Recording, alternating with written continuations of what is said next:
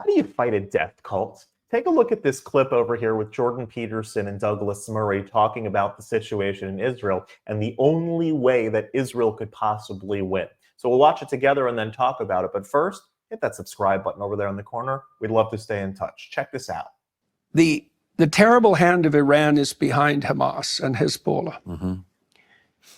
Iran has absolutely no compunctions about sacrificing every single Palestinian to the cause in as brutal a fashion as possible to capitalize on the public scandal that can be made of that. Yeah. They've got no feeling whatsoever for the Palestinians. They're pure cannon fodder in the eternal war against the great Satan and Israel, right? Yes. The US and Israel. Yeah. That seems appropriate? Absolutely. Okay, so what the hell?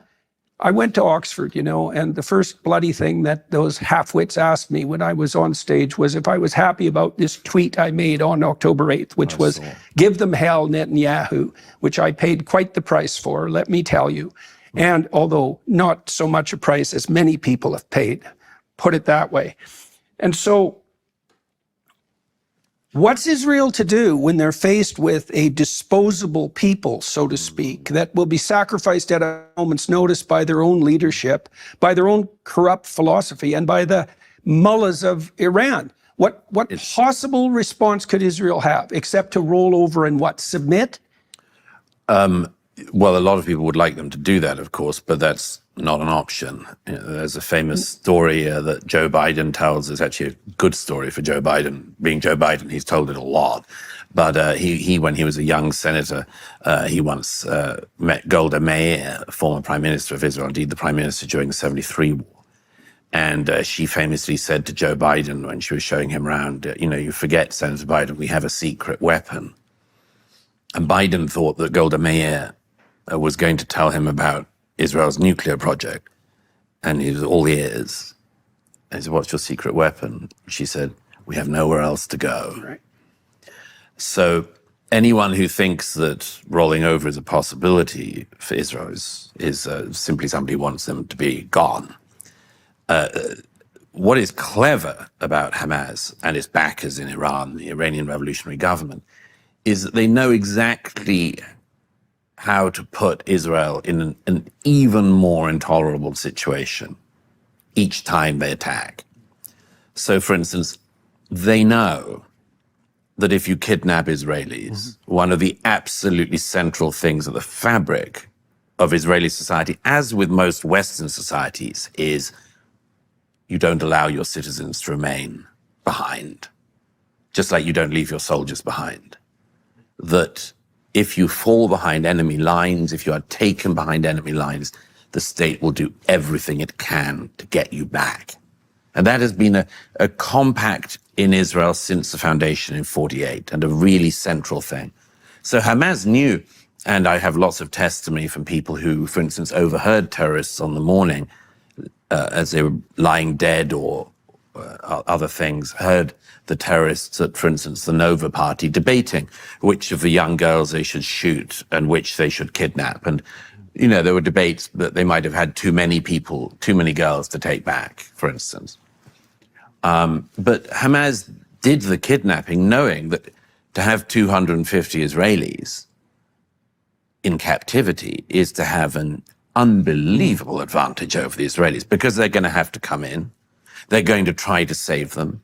They're going to try to rescue them. They'll exchange hundreds of terrorists for single Israelis. As happened recently, an exchange of Palestinian prisoners in Israeli jails for committing terrorism, preparing suicide vests, trying to carry out bombings and much more, knife attacks.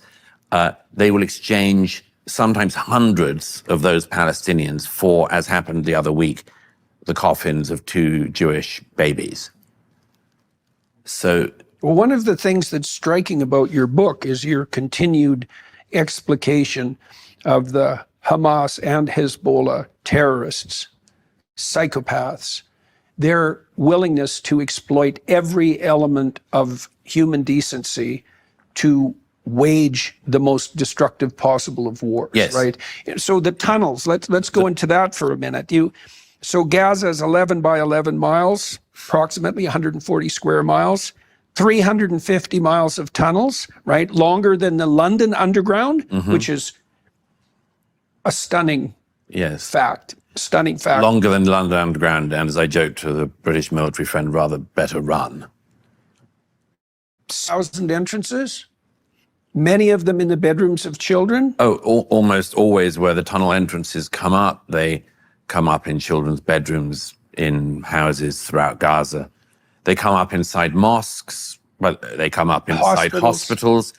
Even in 2014, the BBC acknowledged that the Hamas leadership were coming up from tunnels underneath the Shifa hospital, which is one of their command headquarters. By the way, all of that is, for anyone who cares about this, completely against every law of war.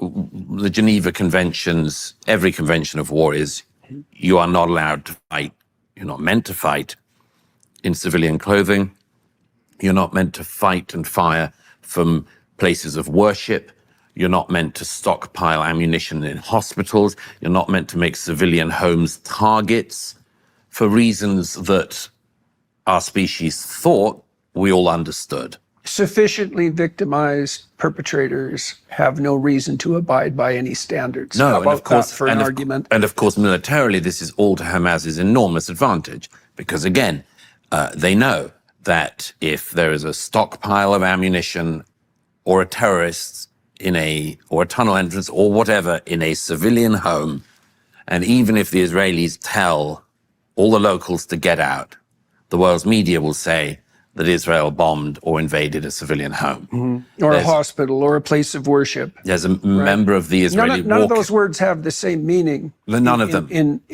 In Gaza that they do in the West. None at all. It's whenever it's reported that, that a hospital has been hit, it's usually reported in the world's press, as Hamas wants, that the Israelis just decided to bomb a hospital, as if they're so evil, these Israelis, that they even bomb hospitals.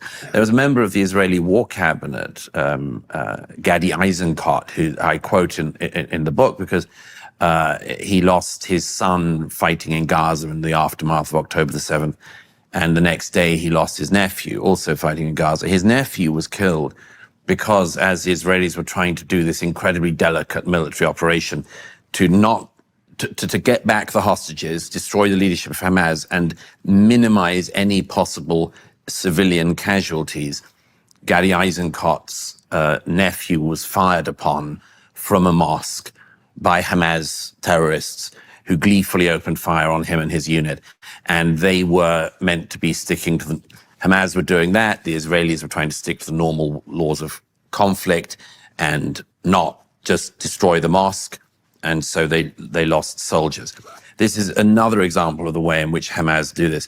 Any normal society that valued the life of their own civilians, like America, Britain, Israel, would, if it knew that its people were going to come under bombardment, often do what the Israelis did in the south and indeed across much of the country, which is you build bomb shelters in every home. And you have bomb shelters in every civilian area. And across the south of Israel, that's the case, as it is in the north, because it's been being shelled by Hezbollah for 20 years. But only in Gaza do you get a situation where, and I quote one of the Hamas leaders saying this in an interview with Al Arabiya last year, this Hamas leader was asked by a friendly Arab journalist, why, if you say the civilian casualties in Gaza are so high, why can't you allow the civilians of Gaza to shelter in your tunnel networks that you've built underneath Gaza? And the Hamas leader says, but the tunnel system is not for the civilians. The tunnel system is for our fighters and for our weaponry. And the interviewer says, well, who's to look after the civilians? And he says, well, the international community. Right. Well, that's just testament to the fact that the Palestinians are essentially cannon fodder for the eternal war against Israel and the United States. Yes, but it's even worse than that. That of course, an army that fights by the laws of war, which the IDF does, like the American army, like the British army, makes mistakes for sure, like the American army, like the British army, but that fights by the laws of war. When it encounters a terrorist army like this, the the civilized army seeks to minimize the civilian casualties, as the IDF has done, and anyone who claims that it hasn't just does not know what's been going on for the last 18 months. And believes Hamas reports. And believes Hamas reports. Which why would anyone ever believe Right. Hamas reports? Yeah, it's. I mean, why go to a mass murderer to find out their account of their actions? You know. But the point is that when an army like that encounters an army that not just desires death for its enemy, but desires death for the people it purports to govern, and with the kicker in it, seeks death itself. This is a realm of fanaticism and what I call it's a death cult. Mm-hmm. A cult that literally worships death. The leadership of Hamas, who I quote in the book, have for decades boasted about the extent to which they love death, embrace death. And one of the underlying things in this book, as you know, which we'll come on to doubtless later, but is what happens if a society that actually values life encounters a death cult that worships and glories in death for its foes, but also for itself. And we have suffering and death. We have seen such movements throughout history. We have seen them, but most of the world has forgotten about them. And I would argue that Israel, to a great extent, forgot about them until 6:30 in the morning on October the 7th, 2023. It's very difficult, if not impossible, to win against somebody in war or in anything if they play by the rules and you do have to play by the rules. Imagine even a simple game, baseball, tennis, whatever it is. If I have to play by the rules and you don't, and you can do whatever you want and sort of make them up as you go, and then have a media defend you and say as if you are playing according to the rules and say, gaslight and say that the other team is the one that's not playing by the rules, it's not possible to win that sort of war. And Douglas Murray also brings up this idea of the death cult as well. So in addition to not having to play by the rules, they actually glorify in death anyway.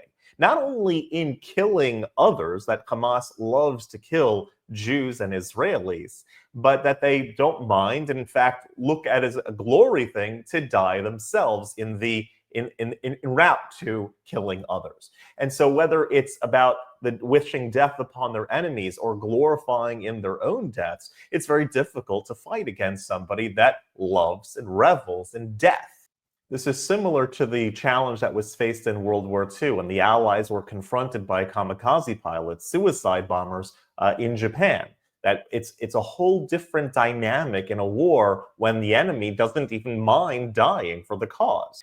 And so the only way to fight a death cult and to win a war against a death cult is to completely eradicate those that are a part of it. If they insist on being a death cult, we just have to assist them in keeping that appointment. If you like this content overall, hit that subscribe button over there in the corner. We'd love to stay in touch. Take care.